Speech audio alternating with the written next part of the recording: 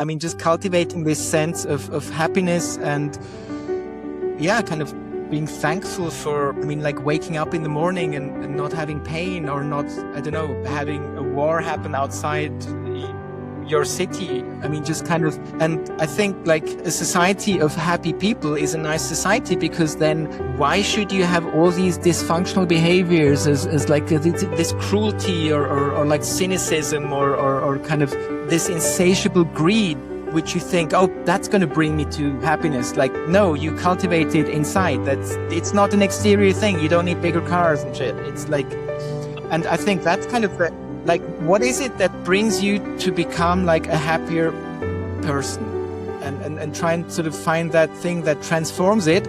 And probably that's like the only journey you should be on.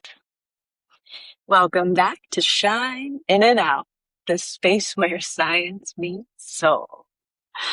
This is a space where we explore the deeper layers of reality through biology, philosophy, psychology, and even some physics and consciousness. I'm your host, Sammy Stoltz, and today's guest is someone who lives at the edge of science and philosophy. Today, we have James B. Glattfelder, a complexity scientist and author whose work explores some of the deepest questions that we can ask. What is reality? What is consciousness?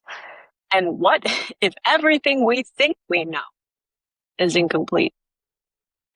His books, Information, Consciousness, Reality, and The Sapient Cosmos, challenge the idea that consciousness is produced by the brain, but rather the idea that consciousness may be the foundation of reality itself.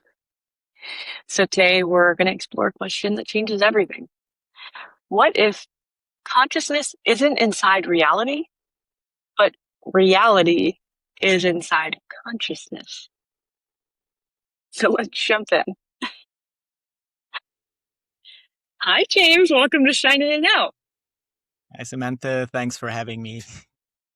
I'd love to start with how you got to where you are today. Yeah, it's a good question, and the answer, the honest answer is, yeah, a lot of random stuff happening. So I think, as most people experience, sort of the goals in life you set are never the things that actually happen and end you up in the place where you end up in. And so, I mean, kind of one thing that happened early on is that I got fascinated with physics and science, and I knew at like the age of 15, oh, I need to study physics, because theoretical physics, because that explains so much of like how the world works. And then I studied physics and I realized that actually, yeah, there's still so many things that we don't know. And that kind of got me interested in philosophy. And on a sidetrack, I mean, back in the 90s, or no, the 2000s, when you have a degree in theoretical physics and you don't stay in academia, where do you go? You end up in finance. So I ended up in finance, and that got me interested in complex systems, which seem to be a different paradigm for understanding stuff. So kind of the standard physics approach is, mathematics is the language of the universe, Galileo, and if we understand that dialect, we can predict stuff, which works really well, except somehow when stuff gets complex, which is kind of relevant for everything around us and in us. And then it seems to be easier to approach it algorithmically, where you start to actually just compute and track the evolution of how systems evolve, because they do this emergence where suddenly systems organize in a way which you couldn't have predicted by analyzing the individual parts and interactions. And this seems to be a big theme in what's happening here with emergence of life, emergence of consciousness, suddenly new levels of organization.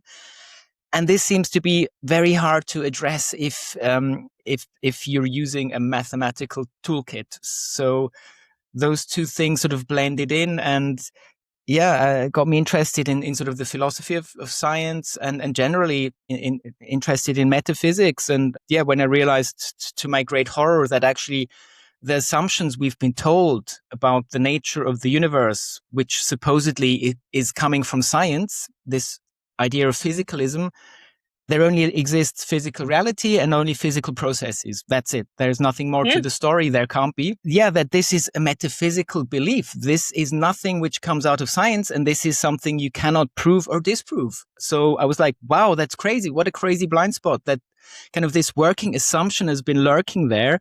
And only recently we realized that actually it's a choice. You don't have to adopt physicalism. There's plenty other metaphysical ideas or templates you could have. And then another great shock was realizing that we just have, from an academic perspective, no clue what consciousness is. Like there's 200 different theories. We still have no definition. Academia only in the 90s started to look into this and thought it was a fringe topic before that, where I'm like, this is so wild. How can a society that is so rational and so clever and like can manipulate the external world to such a crazy degree with quantum computers somehow forget its own thing, its own essence, and look inside? And then to my even greater amazement, realizing that most societies ever, they knew about this interiority. I mean, starting with shamans who kind of traverse these physical and non-physical worlds, and the mystics, the meditators, and now with the psychedelic revival, kind of these realms of existence we can access with our consciousness, which seem to be there and stable, and you can observe them. And this has all been a huge blind spot to kind of this way of just looking outside and forgetting to look inside. And yeah, so kind of a culmination of random stuff happening and sort of big wow events. Like, how can this be possible? How can people just have missed this, who are like so clever in like all other faculties? Yeah, I mean, what a journey. That's incredible. I think a lot of physicists stick to that concrete, empirical, a lot of scientists in general. But at the same time, I feel like the general population trusts science so much because they assume that it's all fully proven. Yet here we are with theories, and the real definition of a theory is that it's pretty much we're sure, but it could fly away any moment, you know? So, and I feel like scientists are well aware of how little we know and how exciting that is, but the general population just kind of trusts everything that comes out in a paper. So it's super interesting. And I love what you said about how we're always looking outside instead of inside. And it is like all of those ancient traditions that the meditators, like you said, it was very intuitive, and they intuited a lot of the things that we're now finding out with science. So it kind of comes back to why don't we trust our subjective experience? Like, at what time did we only follow what was objective and provable, I guess? Yeah. So, I mean, science is amazing in explaining how stuff works. I mean, that's why we have rovers on Mars and quantum computers, and like our phones are these amazing supercomputers. Like any computer scientist 40 years ago would have like not believed that this is possible. So that's the science, the how part, but it's not the job of science to say what it is. So what is consciousness? What is reality? What is a particle? Those questions are not scientific questions, and we're only realizing this now. And I think kind of what you said, that many scientists realize this, I'm not so sure, because I mean, this is kind of the classical sort of paradigm shift thing that Kuhn observed, that there's kind of many fissures start to become visible. You're seeing chasms, but the people inside the paradigm, that they're not wanting to see this, they're rejecting this because their whole worldview was built on this assumption. So it really takes kind of this whole thing, sort of the whole current paradigm, to be brought down for the new one to emerge. And like the sad quote of Max Planck, the founder of quantum mechanics, saying that, it's never that the new generation or that the current generation sees the light in the new theory. You have to kind of wait for them to die. So science progresses one funeral by another. Quite harsh, but that's what it seems to be, because if you've invested so much in a worldview, I mean, it's like with ideology, political or religious convictions. If someone tells you, "Oh, actually, that's the wrong thing. This is a visceral. This is like a pain reaction. Yes. This is something which threatens you." So, if you've invested so much, it's really hard to sort of be open-minded. It is like a biological red flag to have your opinions questioned. And I think not just in science, but in government, in everything. It's like kind of like you're waiting for that generation to leave so that we can start something new. It's very interesting. And I wonder how we can do better as we become that older generation to keep open minds for progress. That's And that's probably like the sort of the biggest blind spot I sort of find for sort of the Western mind. This idea that it's actually only this sober, waking, rational mode of cognition.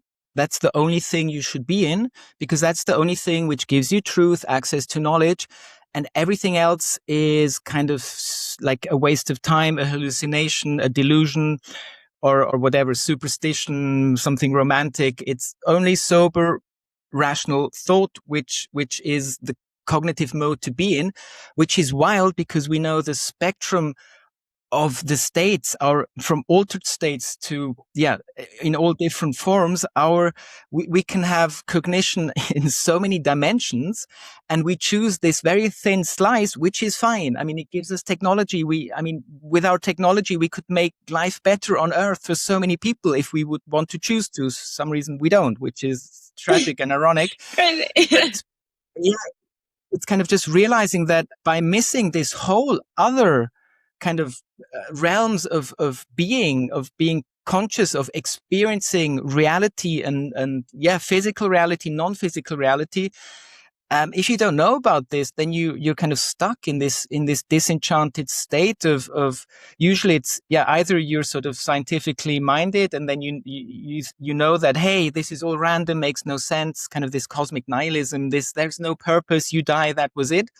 Or you have some very rigid, dogmatic religious system which tells you what you should think and how you should be. So these are both very disenchanted ways of being. And for so many other cultures, their experience of reality was this enchantment where everything is ensouled, kind of this animism and that things have more meaning. It's like there's more patterns to be decoded in the things that happen. I mean, Jung called it synchronicity, like the random stuff that keeps happening, which seems so very purposeful, but it has to be random and can't mean anything bigger. But somehow these things keep happening for many people. That's why it's still a thing. And I believe it's just opening up to realizing, okay, sober waking consciousness is amazing, but it's just one mode to be in. You can modulate your consciousness and have vastly, radically different experiences of what reality could be. And just as an example, with the destigmatization of psychedelics, the psychedelics renaissance, where we're like, we remember from the 60s that with psychedelics, they're very powerful agents to help people with mental health issues, which is actually wild. Why would a psychedelic experience, which is so wild and weird and transcendental and incoherent, help people with their mental sanity? And I mean, this is now what we're seeing with psychedelic assisted therapy, that this is something that people need to just shift out of their sort of their cage of this rational sort of where your thoughts are kind of, you're caged in. You have no flexibility to see a different perspective or step back. And psychedelic give you a radical existential reformatting or retransformation of this, where you're suddenly like, whoa, okay, first of all, there seems to be more happening than I was told and aware of. And secondly, I suddenly feel more options in my thinking, because I mean, we know that psychedelics, they are very potent agents which change neuroplasticity, which is again wild because these are just mostly substances in plants. Yeah, it's incredible, and that's another synchronicity, right? But it is funny that we trust our senses empirically when we know that the red that I see is different than the red that you see, for instance. But we use those observations as fact in so many ways. But when it comes to our intuitive feelings, we don't count that as something reputable enough to go off of. And like you said, with the psychedelics, it's very much what am I focused on is this rational thought process that I'm associating myself with. I think that I am my thoughts until I realize that I'm the person watching the thoughts. And I feel like the psychedelics help you separate from that, not from experience, but from just observation and learning about it. It's pretty incredible what it can do for somebody who's been living inside their head their whole life. I mean, this process of ego death where suddenly you feel, and it's traumatic, you feel this sense of identity you always had dissolves, but you're still there witnessing and observing. Exactly. But, this brings me back to you asked before why this subjectivity is kind of not taken seriously in science. And this is exactly kind of this problem and tension which we have with the hard problem of consciousness, which is the question of how do you get stuff which doesn't have an inner perspective to suddenly have an inner perspective? Where does this subjectivity come from? Big question mark. And the problem is that science has always been framed from a third person perspective, from this seemingly objective view from nowhere, which doesn't exist. But that's kind of the framing of science, because subjectivity is something you can't rely on because people misremember, they lie, they can have false memories, whatever. So that's why subjectivity is something it's bad to kind of work with that. And only now we're realizing that actually maybe if we want to progress with our metaphysical understanding of consciousness and reality, we should maybe take this seriously, because that's where everything happens, because we all are locked in our own consciousness forever, and we only have a secondary experience of a world out there through our consciousness. So we don't really know what is happening. It could be a simulation, you could be dreaming, whatever. There's like no way you could know what the external reality is, because you just filter it through your consciousness.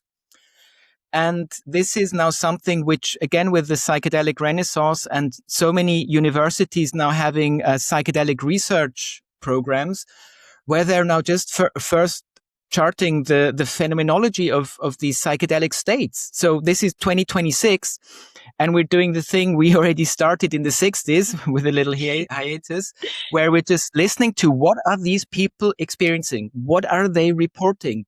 Without having a theory of mind or any, just like classifying what is happening here with these different states. And so this is really sort of the beginning of this journey of like understanding what exactly are these altered states telling us. What is this? Are these delusions, hallucinations? Are these like deeper insights into more sort of understanding, more intuition, seeing more connection, your brain, kind of like in the Aldous Huxley sense, your brain being a valve which needs to filter down this influx of reality to a measly trickle, he called it, so we can survive and focus and evade predators. And psychedelics open this valve and give you just more of this transcendental influx of the reality which is out there, which we otherwise cannot ever experience or touch. Absolutely. Your brain, to protect you and to save energy, is trained to look for what you expect. And therefore, that's what you see. But there are things happening all around us. And that's why manifestation works. Because if you train yourself to look for abundance and opportunity, that's what you're going to see. So it's very interesting, though, because one thing that we can say for sure is that there is subjectivity. We have subjective experience. And it's interesting because we've proven that the brain has neural pathways and electrical signals and all of these things. But we talk about the mind as something different entirely. And to me, that's maybe like looking at that. What we really mean when we say that is there's some intuitive layer there of the difference between those words that can help us to understand consciousness. So in all of your journey, what do you think of that? How do you define consciousness? I mean, maybe just first of all to sort of give the context. Currently, the philosophy of mind, if you look at the two extremes of the spectrum, you have on the one side the people who are physicalists, who came in with a very rational kind of perspective, saying, look, consciousness is produced by the brain. What else could it be? Don't be silly. And then sort of with the hard problem of consciousness and trying to explain, but how does this pop out? This cohesive, coherent sort of first person perspective, where does this come out of matter that doesn't have this? They have to kind of pivot and redefine or recontextualize what consciousness is. And they have to tell you, look, this phenomenal consciousness that you think you have going now, it's more of an illusion. Daniel Dennett famously saying it's a bag of tricks. It seems like, ooh, mysterious, and everyone's like, ooh, what's consciousness? But actually, it's a simple trick. And once you know how the trick's done, that's the end of the story and just move on. So I find it remarkable that the people who were like super rational, they have to pivot to a message, which I find highly bizarre. If someone tells me that the only thing I know and experience is not real, I'm like, I'm not sure. I'm not so sure I buy this because I have very different experience of that. And then on the other side of the spectrum, you have the anti-physicalists who say, hey, what if this whole physicalism thing, as we know, it's just one metaphysical assumption. What if it's wrong? And actually, we got it totally wrong. And consciousness is actually the foundational building block and it's upside down. So consciousness plays a fundamental role. And yeah, from idealism to panpsychism to which is now very on vogue as well, also in sciencey part. Like recently I saw this, they had a special issue in the Journal of Consciousness Studies about super psychism. Again, sort of an iteration on these idealist themes of like consciousness is fundamental, but then with like mathematical models and trying to formalize this. Yeah. And yeah, that's a very wild, different claim. And I think, so for me personally, I mean, if you step back, you could say, look, these are just metaphysical arguments people are having. We will never know. So who cares? The illusionists, they should like squabble with the idealists until the end of time. Who cares? Nothing's going to ever come out of this. But I think we have sort of an edge here with if we take subjectivity serious and kind of this idea of empirical metaphysics, that these things, sort of idealism, which seems very hard to like wrap your mind around rationally. Like, what does it mean? Consciousness is fundamental. I mean, yeah, we don't even have a definition of consciousness. So what are we talking about here? It's very hard to understand, although there are many clever philosophers who've like formalized this and put this in very sort of elaborate language, but still it seems a weird like thing to understand. But it seems to be something which is very easily experienced, which again, the shamans, the mystics, the meditators, and the psychonauts have been telling us about since the beginning of time, that behind the things that exist, there is a structuring intelligence or consciousness or love, depending from where we come from, which is informing the physical. And this is something that you can experience if you change your consciousness through, I mean, it doesn't have to be psychedelics, because psychedelics can be dangerous. You have to know what you're doing. They're very potent.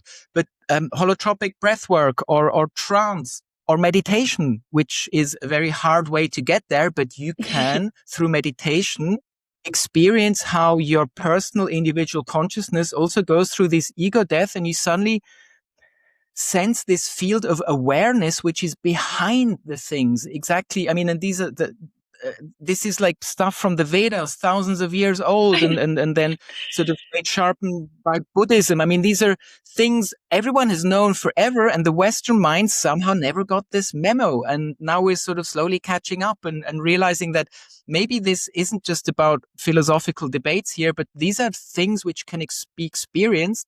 And what I kind of find is an important sort of thing to sort of point to is that very often psychedelic experiences, although they are so weird, I mean, they just shatter everything you ever thought to be real. It's really an existential epistemic shock. Taking psychedelics is like you experience stuff which you have no language or no context to process. It's so alien, but then you have so many psychonauts saying either it felt more real than sober waking consciousness, which is a crazy claim, or very often it felt like coming home, like remembering something, which again is wild. Why would that happen? Like, what if this is just like random hallucinations and delusions, and they seem very deliberate and sort of pointing to the same thing? And just quickly to stop, I find it very interesting, especially with the DMT studies they're doing, so if you smoke DMT for 10 minutes, 15 minutes, your consciousness gets teleported into this totally alien, non-physical reality. And they're trying to now prolong this with infusions at universities and clinics, where you can like stay in this state of DMT, this psychedelic state, for 45 minutes or an hour. And the wild thing is that, okay, first of all, we have a bit of DMT in our brains, and DMT is like everywhere in most plants. And people very routinely describe entity encounters. So they feel that they are encountering other beings which are not human and which are not figments of their mind. They don't feel like this is something which is coming out of their mind. And like this one book which came out like 2 years ago, The Field Guide of DMT Entities, they categorized like 17 different entities that keep popping up in these experiences. Like from gnomes to like folklore to aliens, like being in an alien, abducted in spaceship, like religious figures, like, or just blue light or plant entities, and these things keep reoccurring during these states, which seems wild. And then you have like near-death experiences, which seem to have sort of studies showing that the phenomenology to DMT psychedelic states are similar. So, but again, if you're a staunch physicalist and you're like, no, this cannot be happening. The brain produces consciousness, and if the brain stops, then consciousness stops. And what you're describing are just subjective hallucinations no one should take seriously, because that's just whatever. Don't care what you're saying. This is irrelevant. And I think, for a newer generation who are metaphysically a bit more open-minded, especially now, we have the philosophy of psychedelics, and these philosophers like, hey, come on. You can't be like studying a philosopher of the mind and not experiencing these other states of consciousness firsthand. Come on, that's ridiculous. So we're slowly sort of wising up to sort of this blind spot that's been there. Yeah, I truly think we're opening up and it's going to become more the norm, but it takes time, obviously. And it's interesting though, because we know that other species have senses that we don't have. Sharks feel vibrations, all of these things. And it's like, okay, so why would you assume that we're not missing things just because we don't have the sensory faculties, or at least haven't tuned into them? Especially when it comes to sensing. Go ahead. Yeah. Sorry, just to say, but that's kind of the arrogance of the Western mind, because it's so clever and it knows everything and it's the pinnacle of the evolution of consciousness. It's like, hey, everything else is secondary. Everything else is just not as relevant. We are the supremacy of the human intellect is, wow. And it's given by God. And it's like amazing. So that's where I think this bias comes from, that we're only slowly like seeing all this sort of interiority in other creatures, in insects, in fish, even plants have agency and behave in cognitive, intelligent ways, which we've kind of missed because we only had the spotlight on our own like ego. Ego gets in the way of a lot of things, including peace. One thing that I was thinking about is the limits of language, because you do have psychological studies where you have an N of 1 and it's observational, and theoretically that's the closest that we've gotten to moving empirical science toward subjective experience that I know of. But you're observing someone else's experience and putting language on that.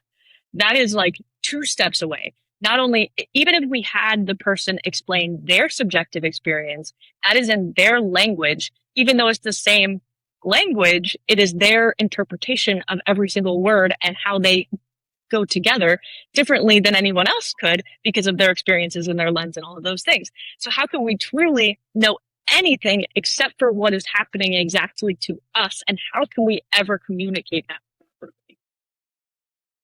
I mean, to be honest, we can't. So what this is pointing to is the problem of other minds. How can I be sure that what you're experiencing is the thing that I have now? Because maybe you're not. Maybe you're, I don't know.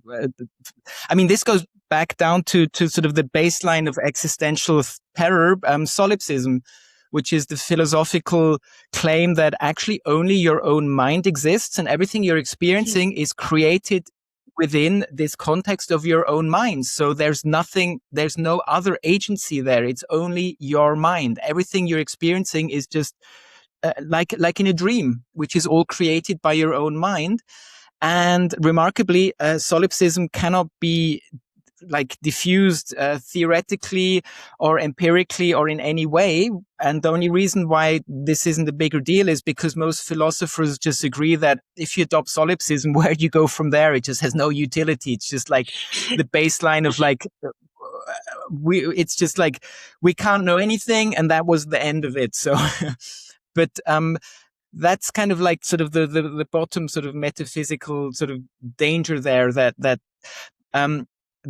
this could be possible, but for some reason it isn't. And that's kind of the thing that seems, or also something which we probably underestimate in the West with our hyper individualization, that actually we are part of a bigger context. We are interconnected. Reality is more holistic than we kind of experience. And somehow through this field of whatever it is, it allows us to share, I mean, emotions or information. I mean, like language is one big thing when two people communicate, but there's so many non-verbal cues going on and non-verbal information being passed. And even on a subconscious level where you're not even like clocking it in your mind. So we do seem to be like very interfaced, close to each other as kind of sentient conscious beings. And probably the whole like field of sentient beings probably share some, I don't know, sort of matrix which allows them to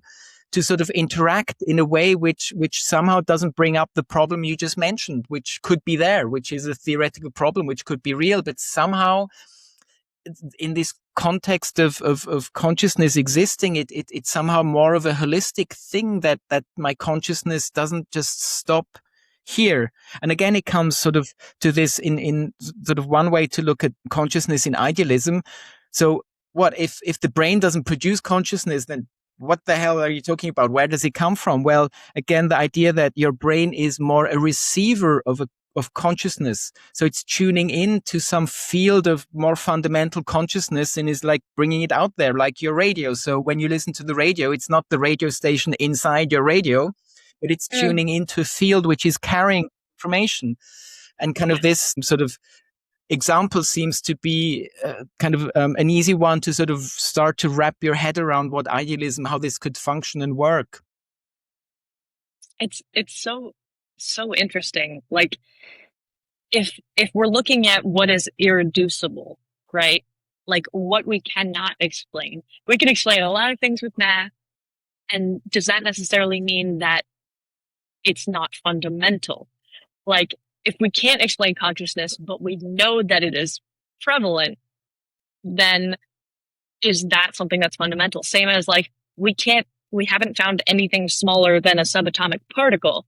Okay, where do you go from there? How do you understand from there? It's so interesting. So that, and maybe sort of an answer that's been obvious there, which we haven't seen, is maybe there is something which is again related to us and our consciousness. So kind of even mathematics, I mean, since whatever Gödel and Turing, we know that mathematical systems aren't complete. They like, there's this, there can be statements which are true, which you cannot prove, and all these things are going on with these axiomatic systems, which was a big surprise because we thought they were like extensive and cohesive and like would be like the final word, but they have like big holes in them.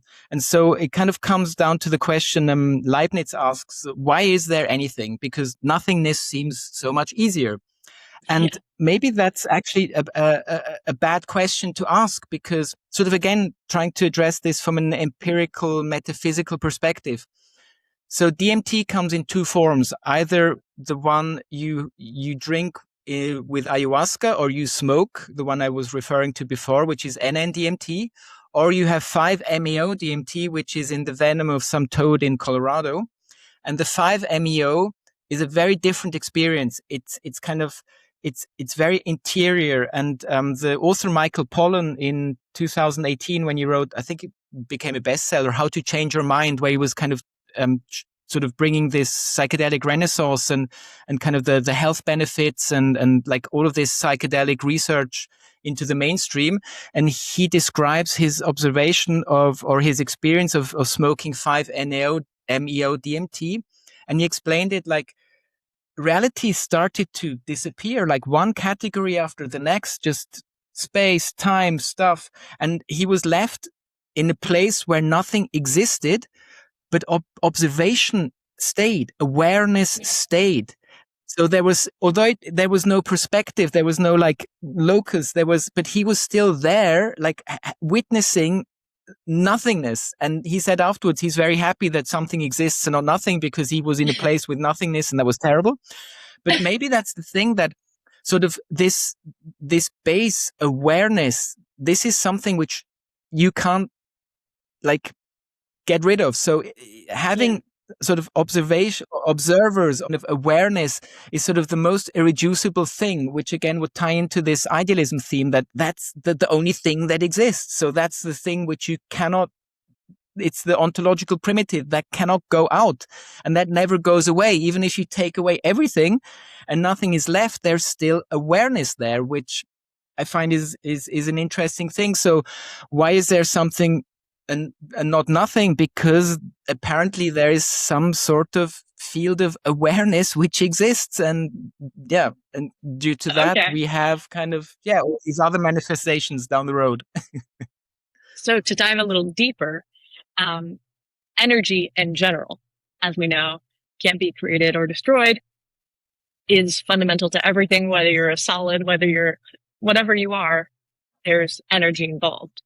So what if this whole time we've not realized that energy and consciousness go hand in hand, and that the energy of because the frequencies that you're talking about, tuning into a radio, that's energy. So tuning into a consciousness, that's energy, theoretically. So gosh, how does that change everything? Because this desk that I'm sitting at, is it conscious? So I mean, I think that's a great step to sort of go, but maybe we can go a step further. Maybe it's not energy, maybe it's information. So kind of entropy, this kind of concept of order and disorder, which seems to be driving like the arrow of time and like all these things, like processes, and we're like in this pocket of like with our sun, which gives us like low entropy energy, which then allows all of this little pocket of structure to emerge in this whole sea of continuing entropy. And basically entropy can be reframed as kind of missing information. So it's actually quite easy, because it's really like energy is a weird concept, and it's like no one really knows what it is. I mean, you can define it and like use it mathematically, but kind of take it a step down, and also sort of with these pioneers of also quantum mechanics, who it started with von Weizsäcker in Germany and then Wheeler in the States, this idea that information seems to be like the building block for the physical universe, and everything else can be explained from that. So if you have sort of information, consciousness isn't so far away, because somehow information at one point entails like semantics and meaning, and like, but meaning to whom? And then you have kind of this more sort of generic sort of function of information just being a binary bit, 0, 1, or a qubit, which is exactly what quantum computers do, and which kind of modern sort of interpretations of quantum mechanics get around a lot of the weirdness by kind of just looking at these systems as informational systems, and sort of the physicality is not real. It's in kind of all these things like space, time, energy. These are all derived from like something deeper. For instance, there's this one sort of very speculative proposition from like cutting edge theoretical physics, where they're saying, look, yes, space-time seems to be derived, and it's derived from entangled quantum information, whatever that means. But just to say that energy, space, and time and matter seem to be higher constructs, and below that we seem to be able to describe them in terms of this information theoretic approach. And sort of below that again, you could sort of imagine that, sort of, what does information feel like from the inside, that this sort of sparks some sort of subjectivity or something. And there's like a bunch of physicists who try to go down that rabbit hole and still going down, like Federico Fagin. He was responsible for the first commercial computer chip back in the day. And yeah, the guy had a spontaneous mystical experience, and through that he became like, he realized that idealism is the correct metaphysics because he experienced it. And he's also kind of thinking of how quantum information, consciousness, how this sort of ties together. And yeah, he's like part of a lineage of going back to Weizsäcker and this guy in Germany, Görnitz, who were thinking in these terms. So yeah, maybe the things we thought are real are actually derived, which is wild, because then we made a big category error in assuming they were fundamental. And no wonder we have no clue what's happening, and we don't understand what quantum mechanics is doing. Yeah, he's amazing. I have his book downstairs, but it was a big risk. And I think he explains that in the preface, that it's a big risk to say things like that as a scientist, that, oh, I had this mystical experience and now I've changed my mind about everything. So how do we as scientists, like, what are we missing as far as tools in the science that we use today? How do we keep it empirical but leave space for everything, not just what is mathematically what works? I kind of like the idea of this of I don't know, scientific spirituality, kind of bringing exactly these two sort of focuses together. So the science part is the looking out part, the rational part. It's, you don't do conspiracy theories. You're empirical. You are dealing with consensus reality. You're not like living in a post-truth world and just saying stuff because that fits your ideology or whatever. But you're really committed to like the structure of the external world, and you're committed to decoding it and using mathematics, which is what we've been doing, what science has been doing for 400 years, which is fine. But then you have to bring in your own self, because science always pretends that, or physics always pretends that it's like this thing which works without physicists. But physics is done by living beings and entities, and kind of you can't disregard that. So just realizing that, okay, what are my convictions, my metaphysical convictions? What are my irrational sort of, because at one point we all have to be rational because we don't know what's happening out there. At one point you have to decide what you're going to believe. Is it this God, or is it a random universe, or is it an ensouled universe, or whatever it is? These are irrational choices because there's nothing which can guide you there other than an inner feeling of this feels right for me, which is fine. We all deal with that, but it has to be explicit. You really have to be able to be self-aware as a person of where your blind spots could be, of where your indoctrination comes in. I mean, just living in a certain geographical part of the world will radically change your views on religion, society, and politics, or what family you grew up in. So these are random things affecting you, which you at one point need to disentangle. But then it's important that you cultivate some techniques of working with your consciousness. So you need to start to look inside. Mm-hmm. You need to, whatever it is, I mean, kind of try and sort of change your consciousness for a little bit. I mean, again, this can be just mindfulness training or meditation, whatever kind, or breath work, or trance, listening to shamanic drumming, or whatever. I mean, just so you just don't spend all of your existence locked in sober waking consciousness mode, that you allow your mind to drift out of this. As you say, take a step back, realize that you're the thing witnessing the thing which is claiming to be you. And I think these little readjustments would have a really profound effect on scientists, where they just bring in their own, like, just be honest about, look, I'm a person, I'm irrational, I have beliefs, I have fears, I have wishes. I try and be rational and do this and do it well because this is my passion.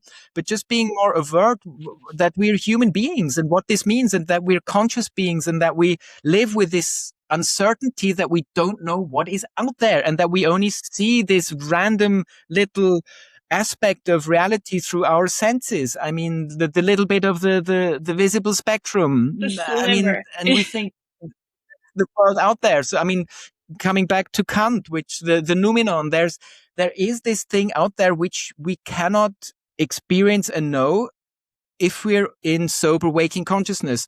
But I would claim that by taking psychedelics, for instance, you really go close and touch the noumenon. I mean, these are things like, again, sort of alluding to this empirical metaphysics idea. Christopher Bache, who was a philosopher of religion, who for 20 years did his 73 high dose LSD sessions on the weekend. And then after 20 years, it took him 10 years to reintegrate. And then he wrote the book LSD in the Mind of the Universe, Diamonds from Heaven. And he's like charting this transcendental metaphysical structure of reality. And I kind of think that what he's describing is something that you can reproduce and also experience, because again, there seem to be these stable states even in these wild transcendental realms. And there seems to be some people who travel there and chart these unknown terrains, and Christopher Bache is one of them. And it again comes down to that there's this intelligence and love behind the things that exist, which is informing sort of the things that happen here. And that's another huge blind spot, which through sort of my complexity stuff work at the university. So, I mean, why do we have this increased level of structure happening?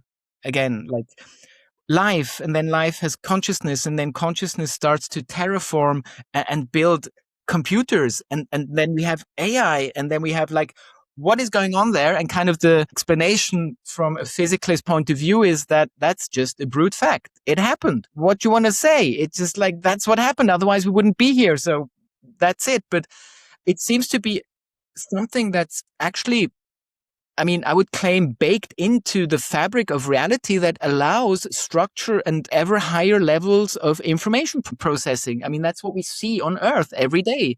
And this is something which science up to now was like, no, this can't be, because the universe is random. And this is saying, no, the universe has a purpose. It has an arrow. It has a teleology.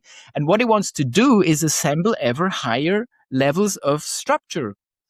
And I mean, that's nothing sort of too controversial. But again, this isn't something which, if you live in a physicalist mindset, you would ever allow, because this is like, I'm sure you just want to bring in your God through the back door here. But obviously, there seems to be something allowing for cosmic evolution to produce structure, starting from after the Big Bang, when everything was super uniform, to whatever is going on here. I mean, come on, this is crazy. This intelligence. I mean, every plant, it's insane. And we just pretend like, oh yeah, that just happened because that's whatever. That's what the universe just did, and there's no reason for it.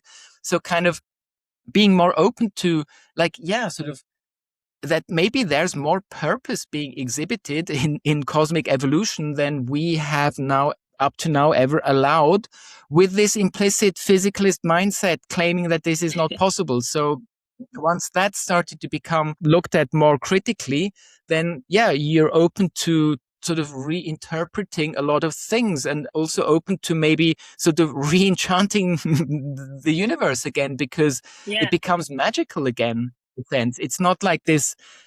I mean, like whatever, Camus or Sartre, where it's like, oh, life is just absurd, and like that's the only question, the only philosophical question to have is, why should I not commit suicide? I mean, this is like such a terrible mindset to be in. It's like, wow, how did you ever arrive there? But I mean, I understand how they got there and how they felt, but this is like dependent on their choices of metaphysical belief, which are choices. There's no reason you have to believe Your that. perspective is a choice, and that's what determines whether you're having a good life or not, truly. Because if we don't have the answers to these questions, what you choose to believe, at least in the meantime, until you have further evidence, changes everything about the way that you live. It's So much of what you said brought up so much for me. I love that you talked about blind spots because that has been huge for me. I've never had my own psychedelic journey, but I do believe that there are multiple ways that you can get to the same place. And that almost proves that there is a place to get to, if that makes sense. Like how we have the meditators and the shamans all explaining this experience of feeling this universal love, this unconditional oneness, all of these things. And like you said, seeing the same things, like even if language can't fully capture that we're seeing the exact same thing, it is that shared experience that is maybe the most proof that we can get in this realm as of now. But for myself, I work every day to find my blind spots, and it helps me let go of any ego or labels that I've brought on for myself. I'm a good daughter, I'm a good student, whatever it is. And scientists in general, of course, we're always trying to work against bias, but there are biases that we don't even know that we have.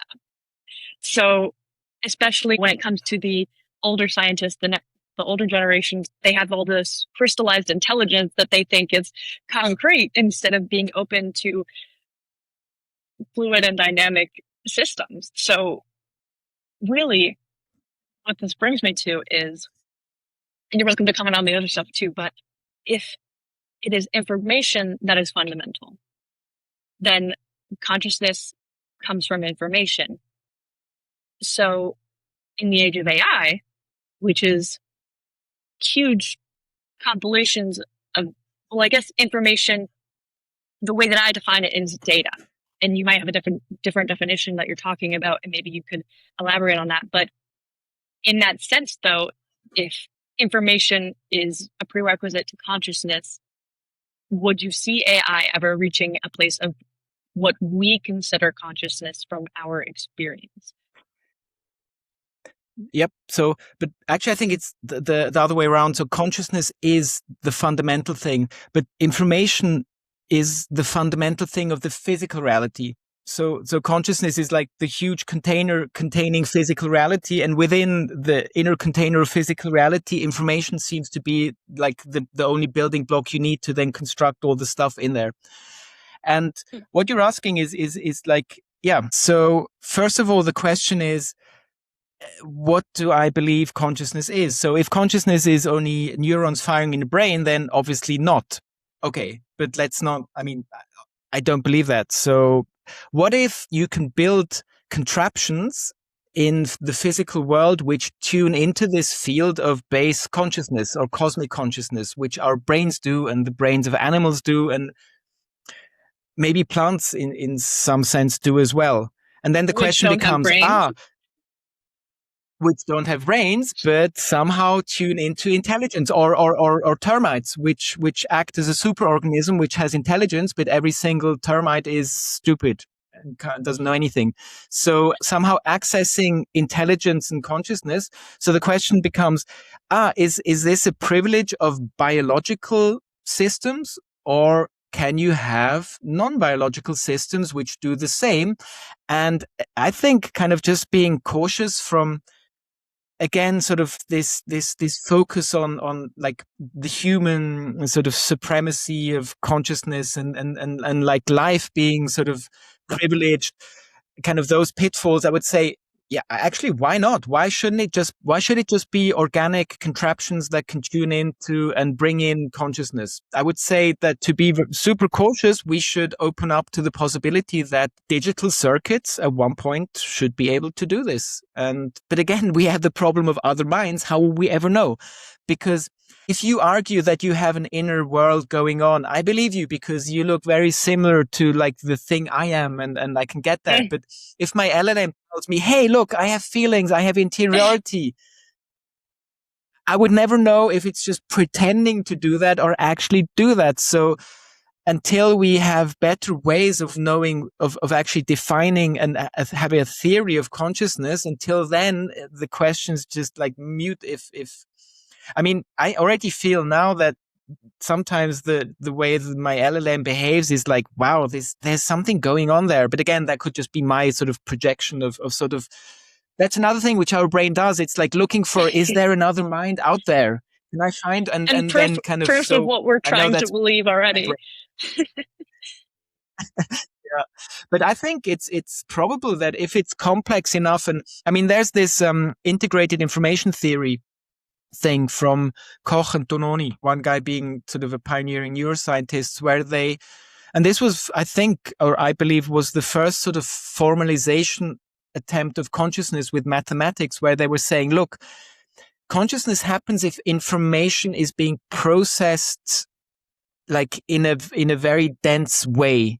So your smartphone, the internet as a whole entity, should have a bit of an interiority. And now it's like the fourth version of how they sort of spin it out, and it's very interesting. And again, this seems to be like something where you look at the theory and think, well, this makes sense. Why not? So Yeah. that seems to be, yeah. And maybe that's what's happening with us. Maybe we are sort of experiencing consciousness because we are information processing entities. So maybe that's what the important part was for like consciousness. Yeah, if you gather information and do something original with it, but then there's the subjective experience. Like if a computer can't feel excited that it made a discovery, does that change things? And all of those things. But even from the perspective of like how short-sighted we can be, that we think the only life is carbon-based. Like there could be, out of all of the galaxies in the world, there could be a sun of a similar size. There could be a sun of a totally different size, creating an entirely different form of life on a similarly distant planet or not, that we can't even fathom. And so like reducing consciousness to just our carbon-based life is silly in some ways. And that's where I find sort of some scientists who are just open to sort of these bigger questions, like Stephen Wolfram, who was a theoretical physicist and then computer scientist, entrepreneur, made millions with his mathematical framework, which is like the best mathematical computing software. And he was one of the first to say, hey, we shouldn't do physics with equations only. It should be this algorithmic, this computational thing, where he now, like 4 years ago, came back with like this crazy hyper graph updating rule framework thing, where he's like, look, this is general relativity, which pops out, and here is quantum stuff. And it's like this unified thing. And he pretty quickly then starts to speak about, wow, actually the laws of physics we experience, they are determined by our sort of perspective and physiology and sort of the way we decode reality. And alien minds would see alien laws of nature, which seems such a wild statement for like a physicist to suddenly realize that, oh wow, this is all super contingent. And it's like, no, laws of nature, like they're like this bedrock and they're forever and it's like eternal. And it's like, no, they depend on how you kind of approach and your apparatus. And I mean, that's what Kant was saying, that space, time, causality, these are all categories of the human mind. They're not out there. I mean, it kind of like, again, goes into that in a modern form. And so I find this is super interesting that kind of Wolfram has this concept of the Ruliad, which is like every computation done in every way all the time. And we're kind of like tracking, sort of tracing a path through this computational cloud of abstraction, and depending how you slice it or how you go through, you have different minds and different experiences of what objective reality is. And I think that's kind of like the openness which kind of allows for exactly those things. It's like thinking that sort of human consciousness is the end product is another huge blind spot. We're in a transition. I mean, why should this not continue to become more sophisticated? Why do we believe that this is, it stopped now? Wow, we reached the end point. Like, no, that's not how evolution works. It continues. And I mean, again, we have whatever from Indian wisdom traditions, kind of these ideas of the evolution of consciousness. Consciousness is a process. And where we are at now is something which we'll look back on in whatever time in the future, and it's going to change. And it only becomes more sophisticated because, again, that seems to be this will to complexity baked into the evolution of consciousness. And we always like pretend that like, no, this is the things that are now, they stay, and this is like, this is now the stasis part where nothing changes, and this is where we'll be at. And that seems to be, again, sort of a wild, sort of innate, sort of psychological thing, which makes probably dealing with reality a lot easier if you just assume that the thing you have now is sort of the final product, and don't worry about like where this will, like the wild journey that you could be on as kind of a collective evolving intelligence, like, context. I think our descendants are going to chuckle at how rational we made our decisions, and how in that sense they're now much more intuitive, and that's just what's trusted. And I think it's going to be very interesting. And I love what you said about, so many scientists are like, okay, this math and this physics explains the universe, but really we only can say that it explains the universe that we see and experience. So it's very interesting. Like, we're even more limited than we can fathom. And it's but the only thing I know is that I know nothing. Yeah, but if idealism is true, we are more connected to the source of it all than we ever believed. So kind of literally this, like, you are God thing, because you have the divine spark, you are part of this consciousness, things becomes very literal. That, I mean, without any hubris, but just like, as a sentient conscious being, you are part of this crazy existence of what is going on in the physical and apparently behind the physical. Yeah, how can it not be incredible if you take a moment to think about all of the random events that took place for you to exist? Like, it's crazy. I can't even just like in the last few ancestral lifetimes, all of those events, meeting that specific partner, everything going exactly as it did, the epigenetics that your grandma inherited from their grandma, like, all of it is just so incredible that sitting back and thinking about it is exciting, but also mind-boggling. Like, how will we ever figure this out? And maybe it's not about figuring it out. And it seems so reductive saying that this was just random, because, I mean, it goes back to like the fine-tuning problem, where it seems to be that every constant in nature is tuned to a specific value that exactly allows this complexity to emerge. If you would tweak them a little bit in any direction, this wouldn't happen. We know this. And that's like the original sort of coincidence. And then like with, the sun being exactly in this Goldilocks spot, not too close, the Earth not too close, not too far away. And then kind of all these cycles of sort of this, the Cambrian explosion, where suddenly like diversity exploded for some reason, or then you like mutations, had the asteroids destroy the dinosaurs, and mammals were like little furry critters at the time. And if this asteroid or asteroids hadn't hit Earth, the dinosaurs would still be around, and mammals would not have conquered the solar system. I mean, this is just, and there's so many of these coincidences which kind of make you think that's, I mean, again, either you say, well, that just happened, what do you want to do? Or you say, there seems to be intentionality in the way things unfold. I mean, now just without any sort of romanticism or wanting to like have some sort of, I mean, just from like observing that there seems to be intentionality of the things that the sum of many random things happening isn't just like chaos. It's very specific structure and coherence and cohesion, which seems very counterintuitive, because you would think the sum of random stuff is just chaos and nothing. So, but I mean, the probability of all of those random events occurring together is so slim that it kind of makes you believe that it wasn't so random. So it's incredible, but like we were saying, it's also a choice to believe that. And I think maybe the nihilists, or, the depression that they may be feeling, is a result of the choice to find zero meaning in any of it. And I feel like we are meaning-making creatures. Yep. So it's so interesting. But from that perspective, if consciousness is then the ground of reality, what would you say it means to live well? kind of the best thing you can do, I think, is just become a happier person.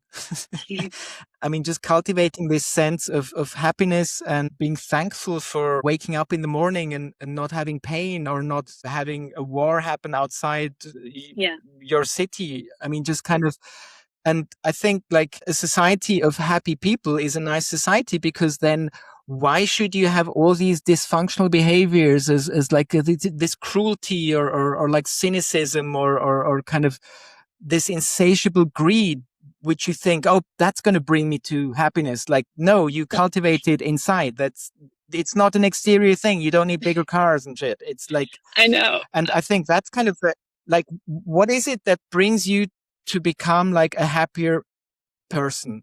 And try and sort of find that thing that transforms it. And probably that's like the only journey you should be on. I mean, of course, all other things are important, but I think that's something as a society, if we would like more people would have an inner state of like bit of stable happiness, I don't think the world we live in today would be possible anymore. Yeah.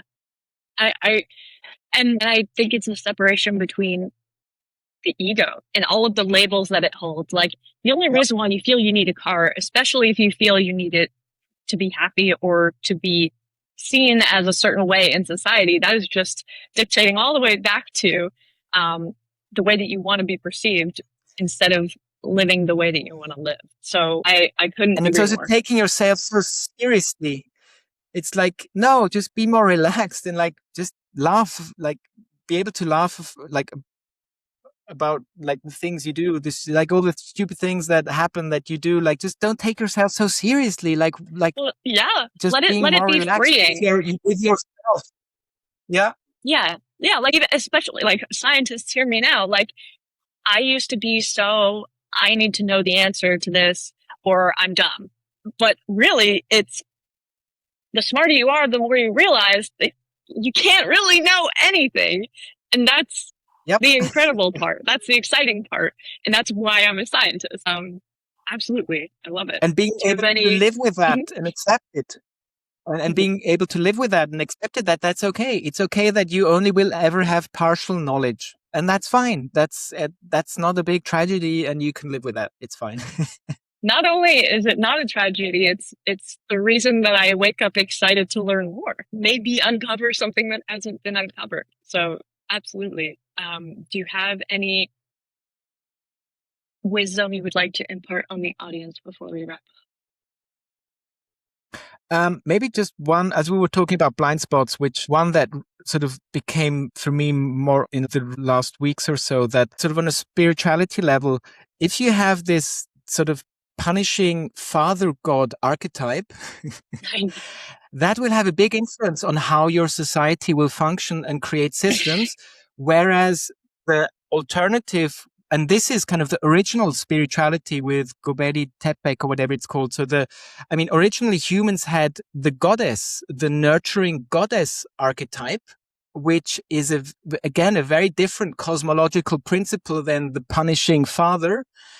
And a society which embraces or has kind of this, the goddess archetype is a society that's kind of more holistic, more caring, more integrated, and less of what we seem to have or seem to be having trouble with in the way the world is set up today. And so I think there's these blind spots are super important because they go deep and they've been there for very long, and they're very hard to, first of all, identify. And I don't even want to say like how do you want to change that?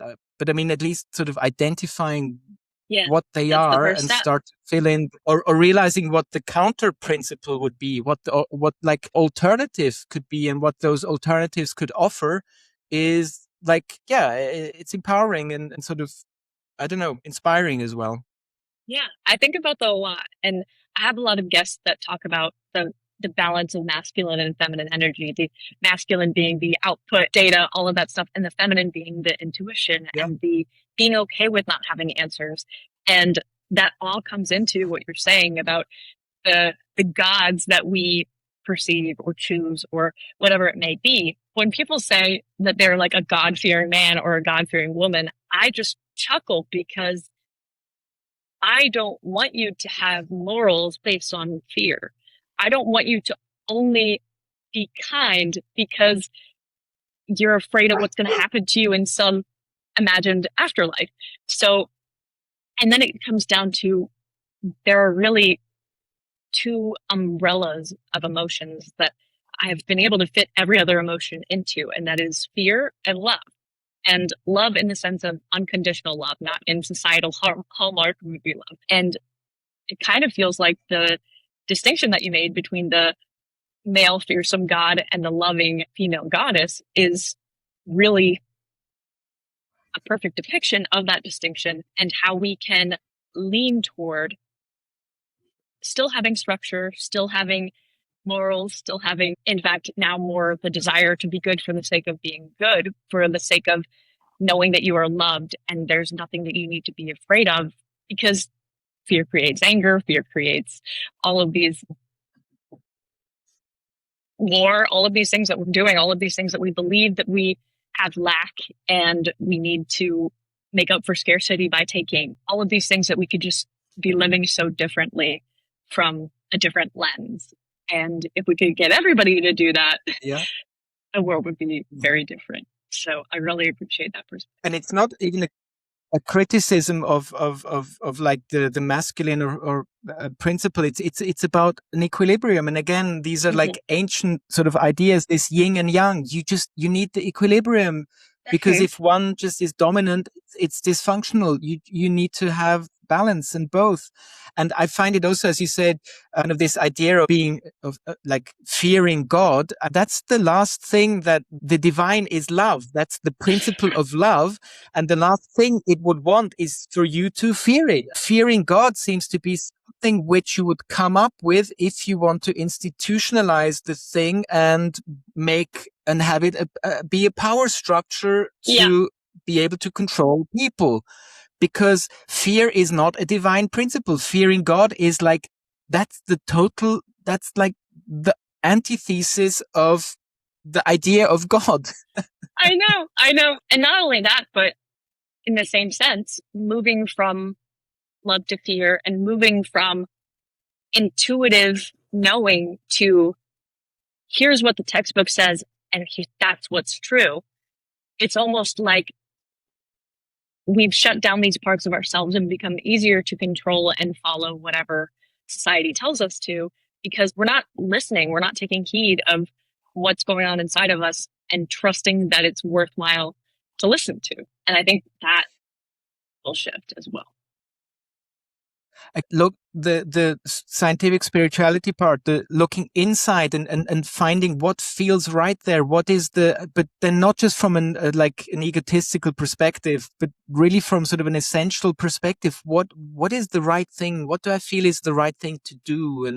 And like really sort of look for answers inside you, and not kind of always assume that like there's no answers to be found within this amazing, huge multiverse of experience that you have inside, and which gives you access to even more, apparently.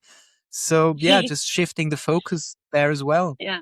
And the years and years of believing that science and spirituality have to be mutually exclusive and that they can't collaborate. And that's why the slogan of this podcast is where science meets soul, because I am trying to merge them.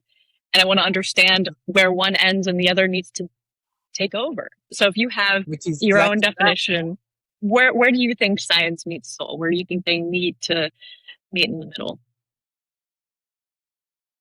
For me, also the question is like the concept of soul. Like, do we even need that? Because isn't it just consciousness? Is like, that's what I mean. Consciousness, Exactly. Essentially the soul. And then it's like, what? I mean, what you're doing as a scientist, you're trying to understand what is unfolding, which, I mean, that's a noble thing to do, but just like not get caught up in all these sort of, if you haven't worked through your shadow aspects, you kind of end up sort of projecting them and doing this, like the opposite of what you actually wanted to do. So I think just like, being a scientist, but being well aware or like cultivating these methods of interiority, I mean, this should make you a better scientist and person, I assume. Yeah.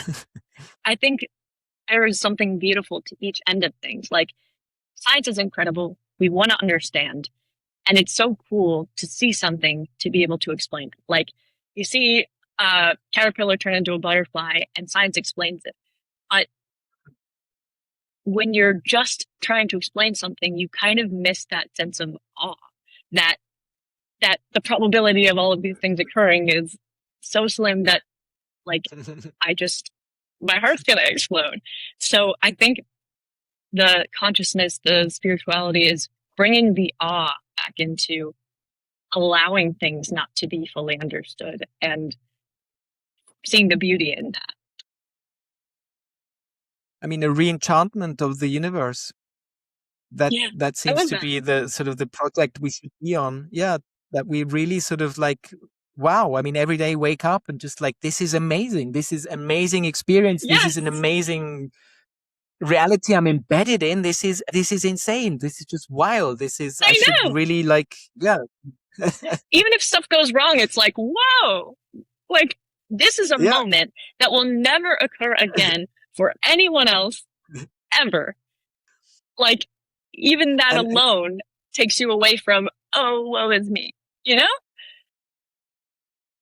and what does it mean for something to be wrong? Because Right? what does that enable in the future? So like, if something went wrong now, it could be enabling something which is great in the future, or something which is great now turns out to lead to something which you think is wrong. So kind of all these labels seem very like Yeah, labels. random and not very meaningful.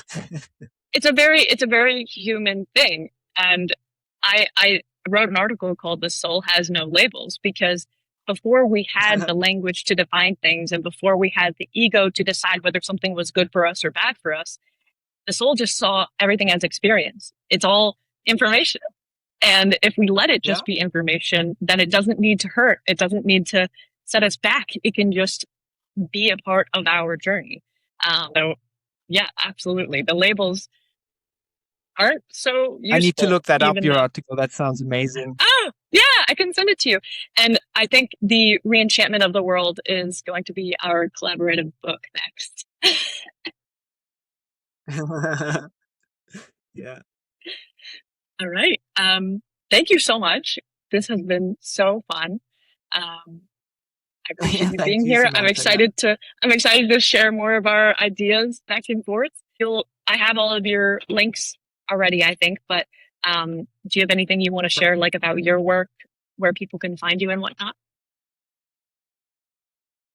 Yeah, so it's kind of like having sort of an online presence, but like not wanting to, I don't know, sort of this influencer stuff, and always having to like I know. bring out new content, and it's like, but yeah, I kind of write random blog posts on Medium, and now I Medium. started with Substack. Don't know what's going to I happen love there, Substack. and I just have like my web page, and I kind of update that with the stuff I'm doing, and yeah, and Yeah. post the odd sort of video.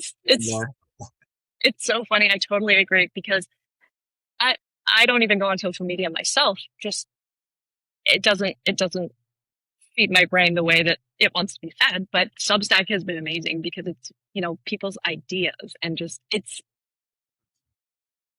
a balance because I love my privacy and I don't want to feel like it's a job to share my ideas. But once I just decided like, oh, I'm gonna write whatever I want and I'm having an assistant post things, so I don't even have to look at it or worry about it. Just from the perspective of getting the information to people so that they can lead better lives, so that they can change their perspective. Yeah. Because that tool is at our disposal and it'd be silly not to use it. But the crazy thing is, once I took the pressure off feeling like I had to produce, I wrote 7 articles last night. just because I haven't posted them yet, but just because I was writing one article and I was like, oh my God, that would be a good idea, but it fits into another article better than this one. And then I would start another one.